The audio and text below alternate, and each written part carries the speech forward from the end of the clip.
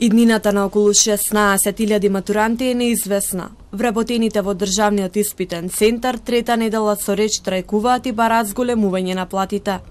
Денеска побара и одложување на државната матура бидејќи немаат време за подготовка. Ние можеме да работиме со дупло работно време, значи сме го правеле и други години тоа, но тоа во принцип сме го правеле од ентузијазам. Значи процесот е тој, ние сме тие што ќе го завршиме и сме го работеле. Значи навистина сме си ја сакале работата.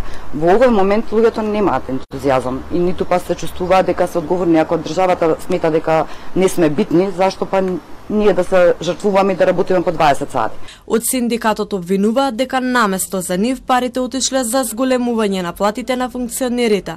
Иако вработените од државниот испитен центар велат дека нема да си дозволат повторно да работат по 20 часа, министерот за образование Шакири со оптимистички став смета дека државна матура сепак може да има, ако од денес се започне со работа. Моето барање и денеска и натака ќе биде да се продолжи со подготовка за државната матура.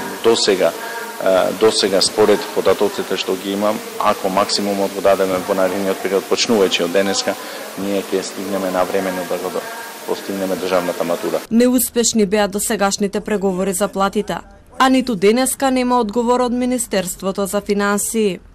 Штрајкот во државниот испитен центар започна на 24 април и трае веќе 3 недели. Затоа што 11 од вкупно 29 вработени земаат минимална плата од 20.000 денари.